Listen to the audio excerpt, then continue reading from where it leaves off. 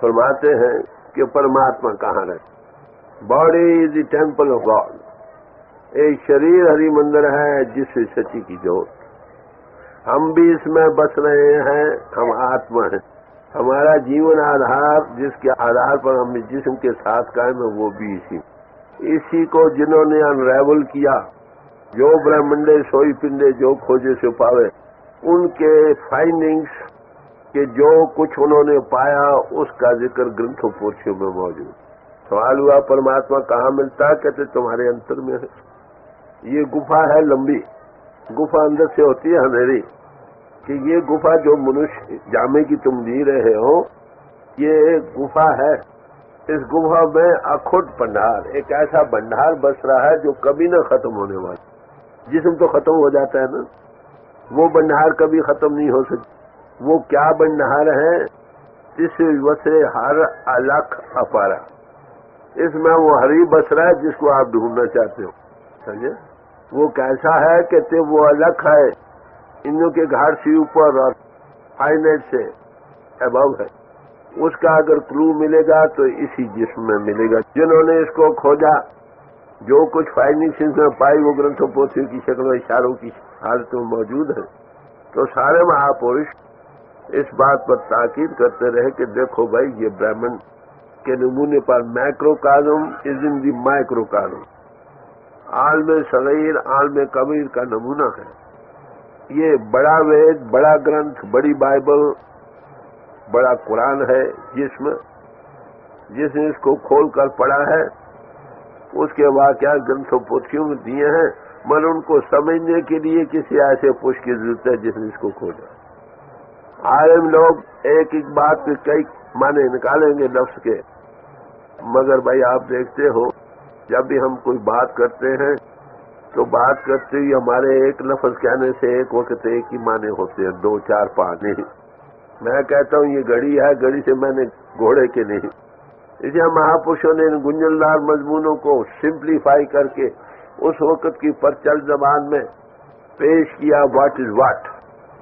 तो इसलिए ग्रंथों पोथियों को हम पढ़ सकते हैं, मगर राइट अंडरस्टैंडिंग को उसी वक्त इम्पोर्ट को पाएंगे जब हम किसी ऐसे पुरुष से सुनेंगे जिसने इस तरफ कदम उठा। वो क्या कहते हैं कि अरे भाई, जिस परमात्मा को तुम तलाश कर रहे हो, जिस परमात्मा को पाने के लिए तुम समाजों के स्कूलों में दाखिल हुए हो, जिस प्रभु के पाने के लिए तुम धर्म स्थानों में, जिसको पाने के लिए दरियाओं के तटों और पहाड़ों की चोटियों पर जाते हो, अरे भाई वो तुम में बस रहा। समझे? बस तू कहीं ढूंढे कहीं कई विदावे हाथ, चीज कहीं और हो, तलाश कहीं और करो, क्या तुमको मिल जाएगी?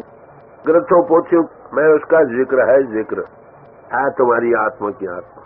छोटे स्केल पर यह हरि मंदिर है, एक शरीर हरि मंदिर। गुरु प्रसादी वेश तू हर मंदिर तेरे नाल। अगर गुरु मिल जाए, कहते गुरु मिलने से तुम्हें ये नजर आ गया यही हरि मंदिर। फिर कहा कि गुरु के पास मिलने से जगत ही हरि मंदिर नजर आने लग गया, वहां बन जाएगी। तो ऐ भाई, अगर तूने उसको तलाश करना तो कहाँ करो? ग्रंथों पोथियों को पढ़ने से शौक बनेगा, राइट इम्पोर्ट मिलेगा। जिसने इस राज जिंदगी को हल किया है वो सही माने शौक बढ़ेगा पढ़ने से बाहर। और इसमें बयानात मिलते हैं हमको, सारे महापुरुषों ने यही बयान की। बाहर मंदिर गिरजे इसी जिस्म के नमूने पर बनाए गए। जितने हमारे मंदिर हैं गुम्बददार शक्ल के हैं, क्यों था? जितने मस्जिदें हैं माथे की मेहराबदार शक्ल की हैं, इतने गिरजे हैं नाक की लबूतरी शक्ल के हैं। इस नमूने पर मंदिर बनाए थे समझाने बुझाने के लिए।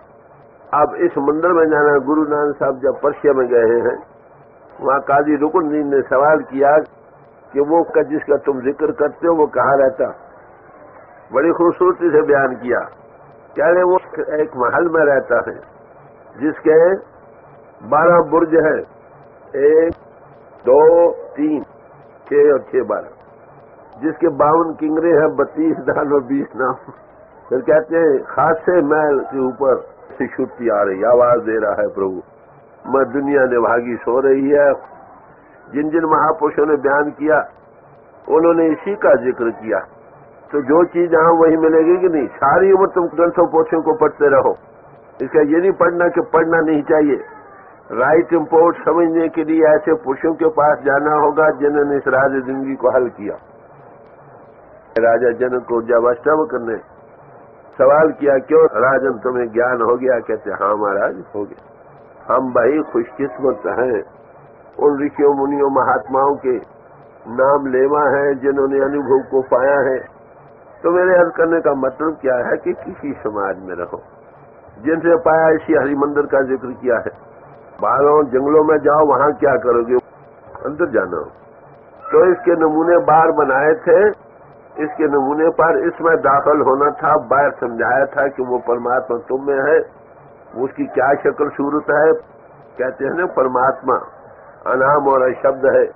जब वो इजहार में आया है, इनटू बीइंग वाइब्रेशन हुई, हिलोर हुई। हिलोर से दो चीजें बनी, लाइट एंड साउंड। परमात्मा ज्योति स्वरूप है और परमात्मा उदोगी श्रुति नाद हो रहा। दो ही मारेंगे, एक ज्योति मारेगी, श्रुति मारेगी।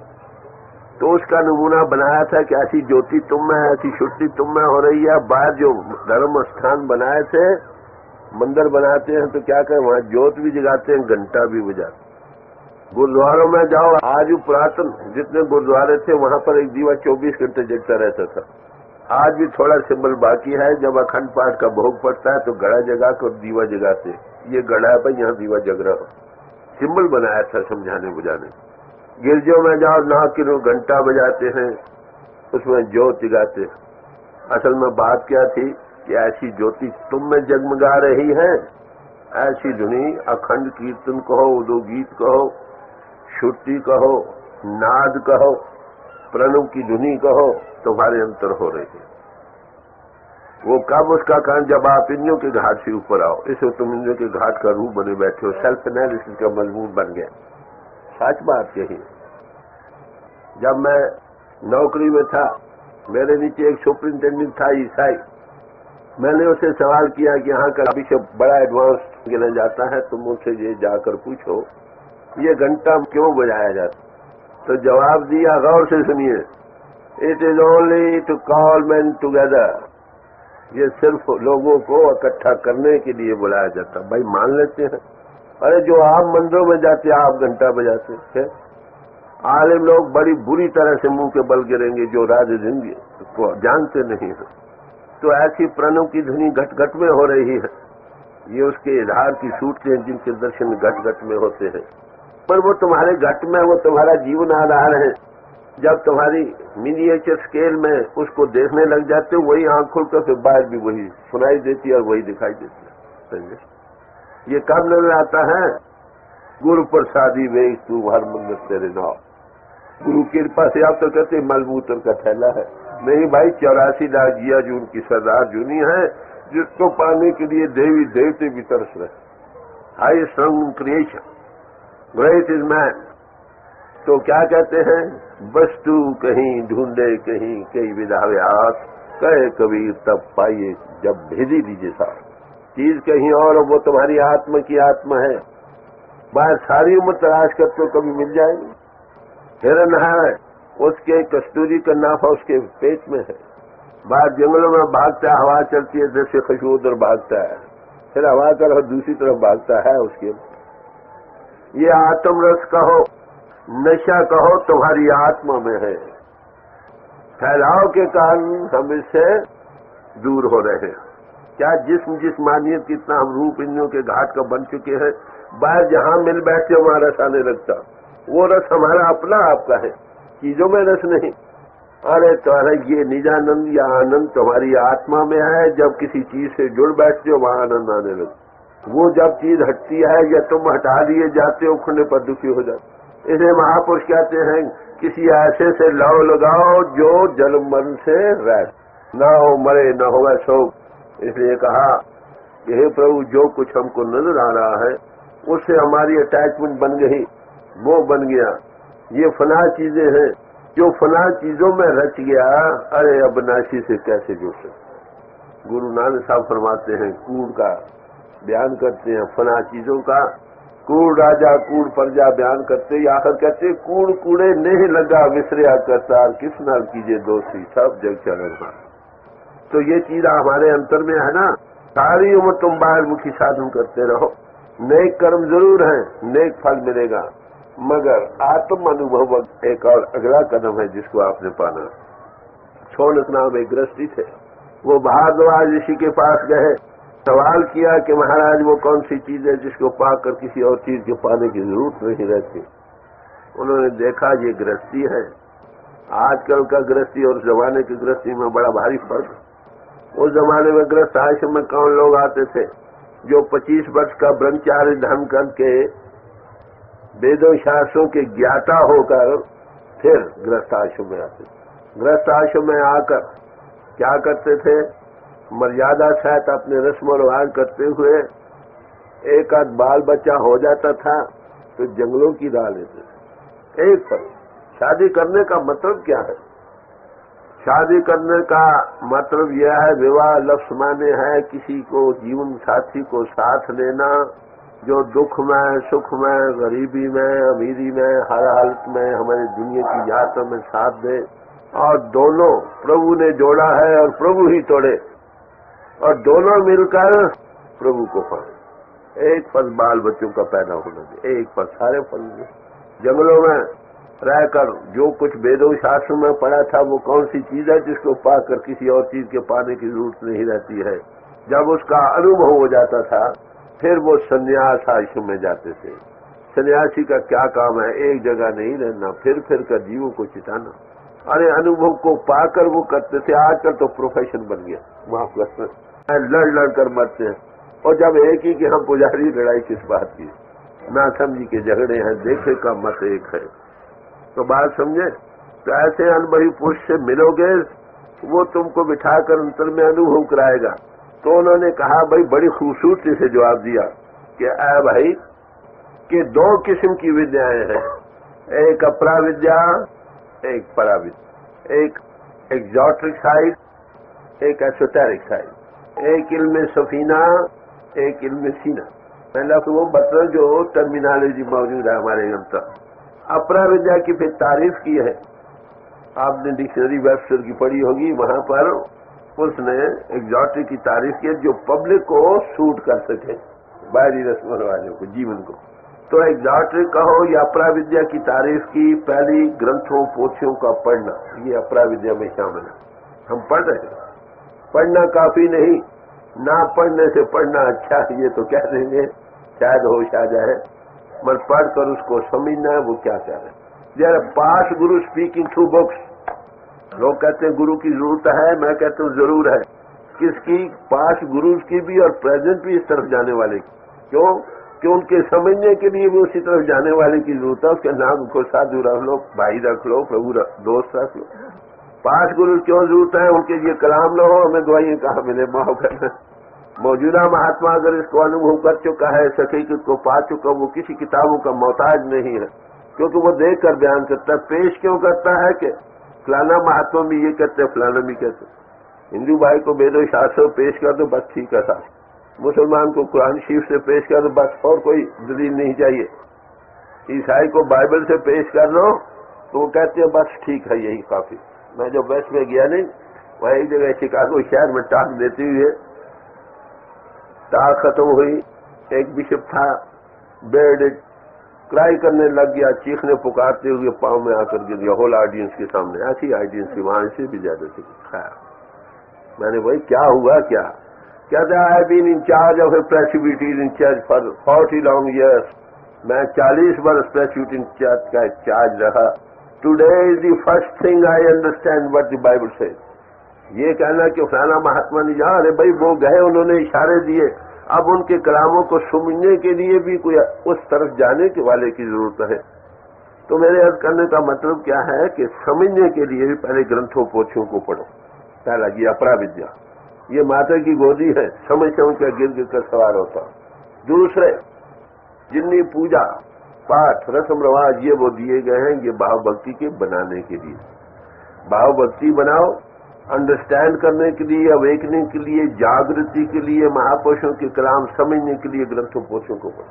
होश आएगी, भाव भक्ति बनेगी, प्रेपरेशन ऑफ द ग्राउंड है, नेक कर्म है, मगर नेक फल मिलेगा, अनुभव कुछ होती है। पराविद्या की तारीफ की कि आत्मा को मन इंद्रियों से आजाद करके अपने आप को जाना और जीवन आधार को जानना, इसका नाम पराविद्या। मैंने अभी याद किया था, mysticism is a contact with reality. Reality क्या है? वो परमात्मा जब इजहार में आया है, वो ज्योति स्वरूप है और प्रणव की धुनी हो रही है, और उसका जिक्र सब महापुरुषों ने किया है। सॉक्रेटिस ने कहा कि मुझे एक आवाज सुनाई दी, मैं एक नई दुनिया में पहुंच गया। पैथागोरस ने इसी का जिक्र किया है। वो कहते हैं वो जो परमात्मा है क्लोथ्ड इन लाइट, और बड़ी सूरज धुनी उसमें हो रही है।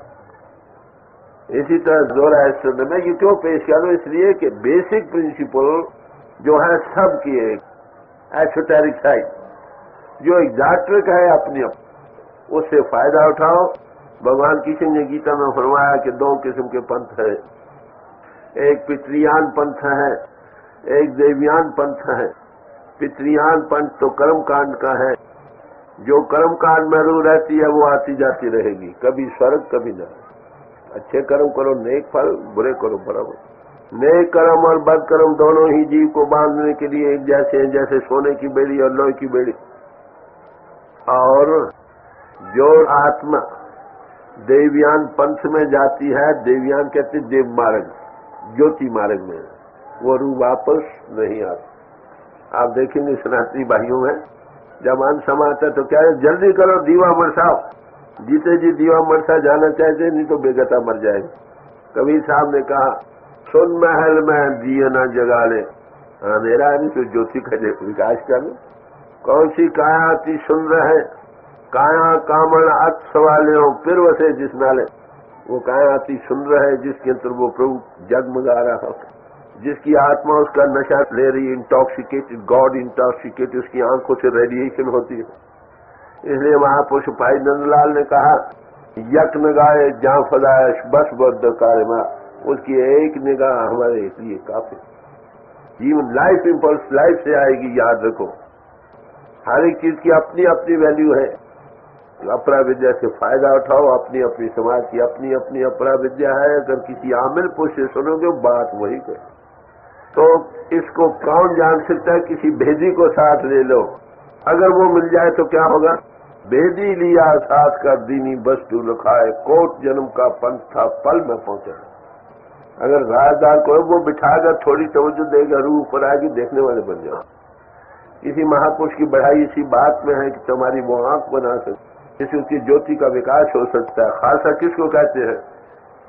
हर एक समाज का आदर्श ये दिया है भाई, खालसा उसका नाम है पूर्ण ज्योत जगे खट में तब खालिस्तान खालिस्तान है। ये इंटेलेक्चुअल लाइट नहीं, सचमुच लाइट है, जिसके अंदर पूर्ण ज्योति का विकास हो जाए, उसका नाम खालसा।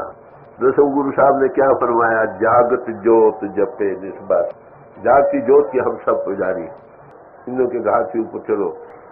ईसाई कौन है? जो लाइट ऑफ गॉड को दे, और हिंदू कौन है? जो ज्योति के दर्शन करे, पूजा करते ज्योति गाते हैं कि नहीं? बात क्या थी, बन क्या रहे? अरे मैं वो कौन सी जगह है जहां वो नहीं? अरे ये अनुभवी पुरुषों की कहानी है जो मैं पेश कर रहा हूं। तो वो परमात्मा मिला कहाँ लोगों को?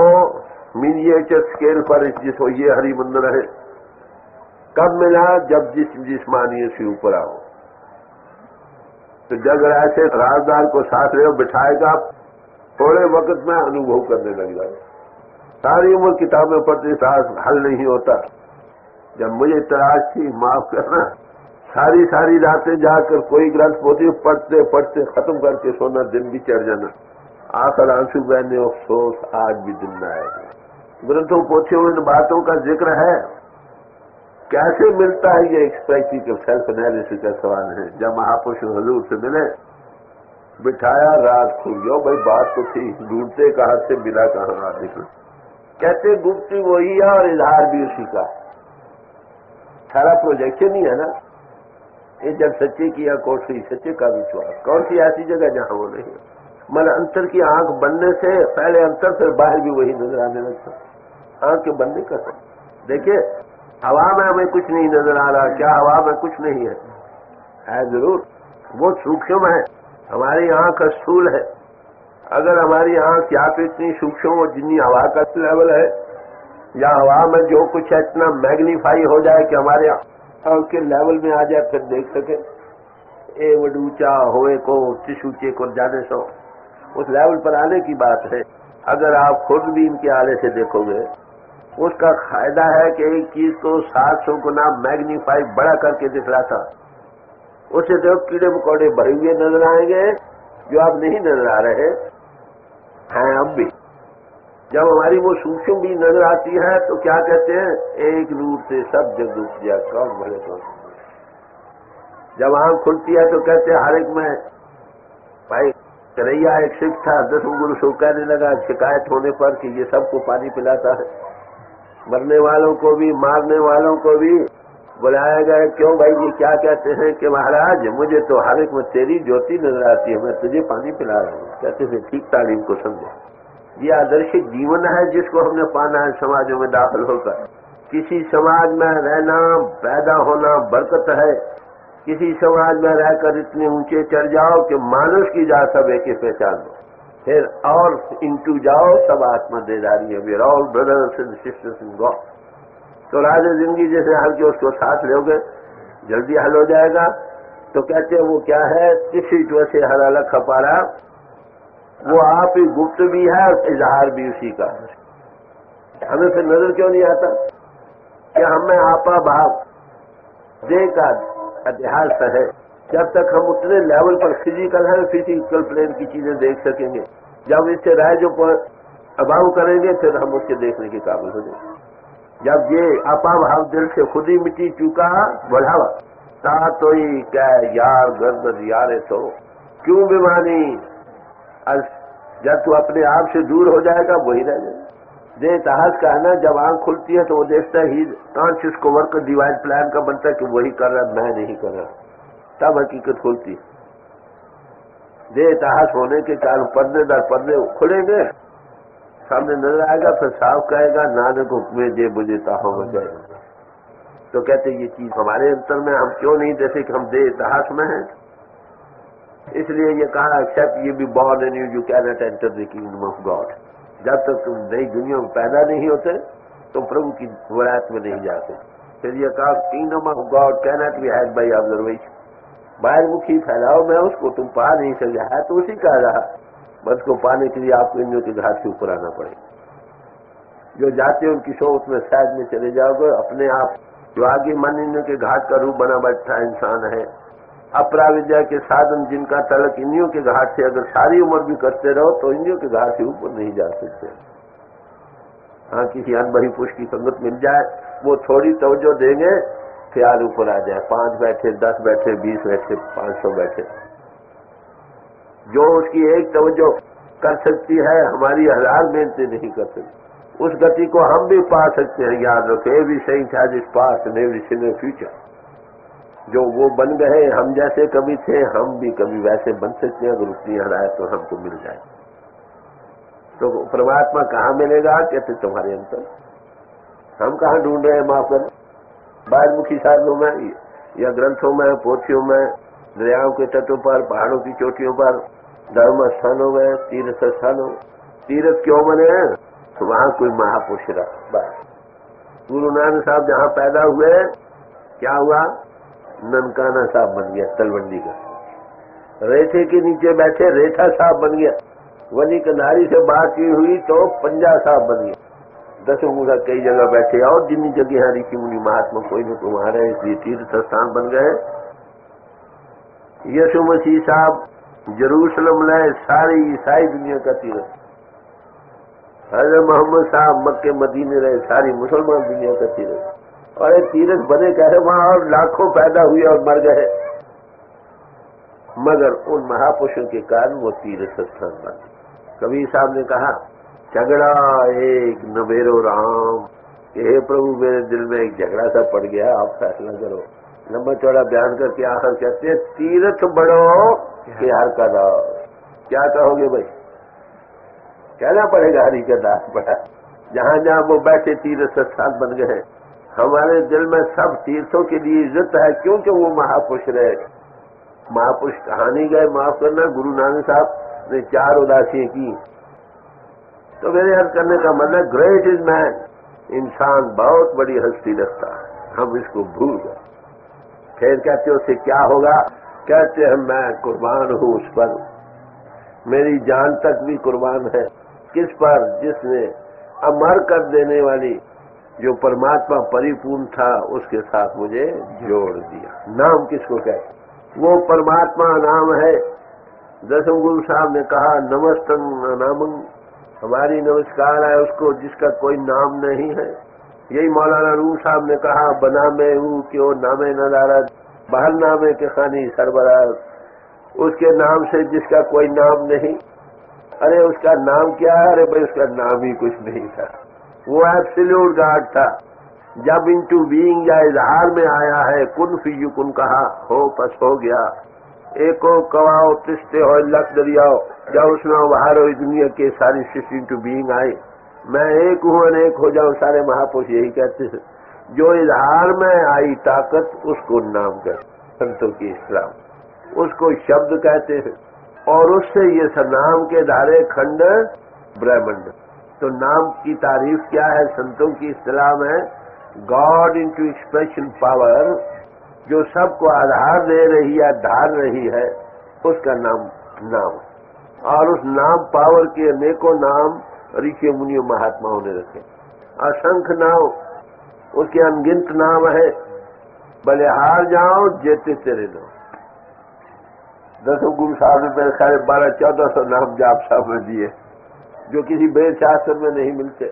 अरे महापुरुष प्यार में आके उसके अनेकों नाम रखते हैं। नामों से गर्द उस नामी को जानना, तो अक्षरों से हमने चलना है। हम सब नामों पर कुर्बान, किसी ने राम कहा, किसी ने अल्लाह कहा, किसी ने खुदा कहा, किसी ने वाहिगुरु कहा, किसी ने और ने विश्वम्बर कहा। ये नाम है जो ऋषियों मुनियों महात्माओं ने नाम। कीर्तम नाम जपे तेरी देवा, सत नाम तेरा परापूर बोला, कि जितने और नाम है भाई हमारे बनाए हुए हैं, हे प्रभु तेरा नाम तो सत था। वो सत को पाना था। वो सत की धारा जब इनके एक्सप्रेशन में आई, सब खंडों ब्रह्मंडों के लिए खड़ी, उसका नाम नाम है। नामे ही ते सब जग हुआ, बिन सतगुर नाम न जाप। जब तक सत से उपस्थित मिले उस नाम पावर का कॉन्टेक्ट तो समझ नहीं आती। फिर कहा हर हर उत्तम नाम है जिससे रिया सबको, हरि का नाम बड़ा उत्तम है भाई जिन्हें सारे जहान को सुलझा। तो नामों से चलना है। अब आप देखें किसी समाज की किताब लो, उसमें यही दिया है कि नाम से मुक्ति। जिन्हीं नाम से आया गए मुशक्कत का हाल, नानक से मुखुज लेके थी छुट्टी नाल। जिन्होंने नाम को ध्याया उनकी मुशक्कत सफल हो गई, उनके अपने मुखमाले की दरगाह में उजले हो गए, और उनके साथ अनेकों जीवों का उद्धार हो गया। गुरुमुख कोट उद्धार देना वही कर। अब नाम समझ आई, नाम क्या चीज है? वो जो इनकी एक्सप्रेशन पावर आई, उसमें वाइब्रेशन हुई, वाइब्रेशन में लाइट था।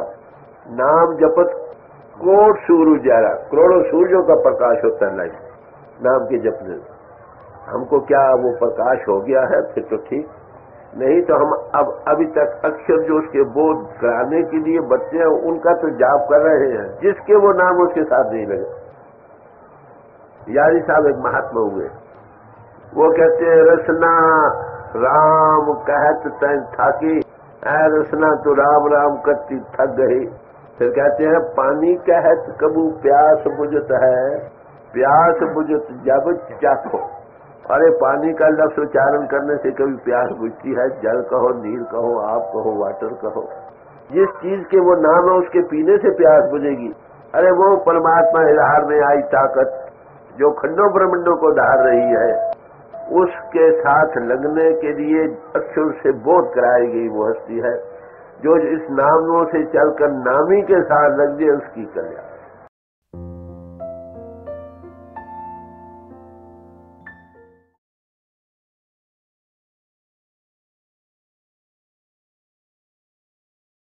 प्यारे भाई और बहनों,